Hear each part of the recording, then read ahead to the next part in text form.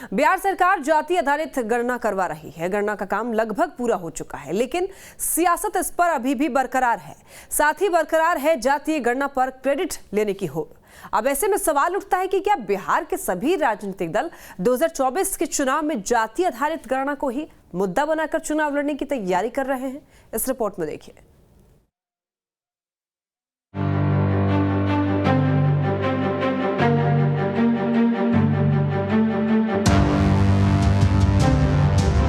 बिहार में चल रहे जाति आधारित गणना का काम लगभग पूरा हो चुका है। हालांकि अभी तक गणना के आंकड़ों को जारी नहीं किया गया, क्योंकि सर्वे का फिगर भी तैयार किया जा रहा है और जल्द आंकड़ों को जारी कर भी दिया जाएगा। लेकिन इस सब के बीच प्रदेश में एक बार फिर इस पर सियासत तेज होने लगी है और साथ ही तेज हो गई है इस पर क्रेडिट लेने की होड़। जाति आधारित गणना को लेकर सत्ताधारी दल बीजेपी को आड़े हाथ लेते थक नहीं रही।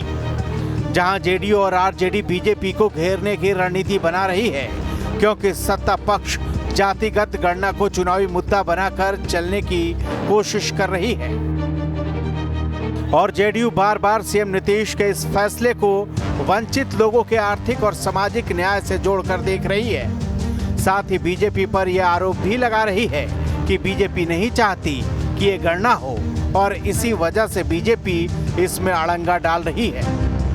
जाति आधारित गणना जो हुई है वह वैधानिक रूप से और विधायिका के सहमति से हुआ है। अब भारतीय जनता पार्टी का राजनीति का चचेरा भाई है ये कौन है? प्रोफेसर कपिल कुमार जो याचिका करता है, कौन है ये? जरा नाम बताए। यूथ फॉर इक्वलिटी कौन है? यह बताए कि अमित शाह का ये कौन है? गोतिया है। 27% आरक्षण मिलता है, उसके खिलाफ याचिका दाखिल करता है। 10% आरक्षण मिलता है तब याचिका दाखिल करता है। एक तरफ आप कह रहे हैं कि जातीय जनगणना का हमने समर्थन किया था, दूसरे तरफ ये दिखाई दे रहा है कि बिल्कुल मजबूरी में आपने समर्थन जो है किया था। और आप सुप्रीम कोर्ट में जो बहस हुई उसमें मुकुल रोहतगी जो सॉलिसिटर जनरल जो है अरुण जेटली जी के काफ़ी माने करीबी रहे हैं, और तो और तुषार जो सॉलिसिटर जनरल हैं वो लोग आए उतर करके, उन लोगों ने कोशिश किया कि नहीं साहब इसको रोका जाए। सुप्रीम कोर्ट ने अभी तक उनको भाव नहीं दिया है। सत्ता पक्ष भले ही बीजेपी पर निशाना साध रही है, लेकिन बीजेपी का साफ तौर पर मानना है कि बिहार में जाति आधारित गणना के जरिए महागठबंधन की सरकार राजनीतिक लाभ लेने की कोशिश कर रही है। जहां केंद्रीय मंत्री अश्विनी चौबे का मानना है कि बिहार सरकार के नेता मामले में बेमतलब की दलील दे रहे हैं। बीजेपी का दावा है कि जाति आधारित गणना का फैसला बीजेपी का था, बीजेपी की ही कोशिशों से ये शुरू हुआ।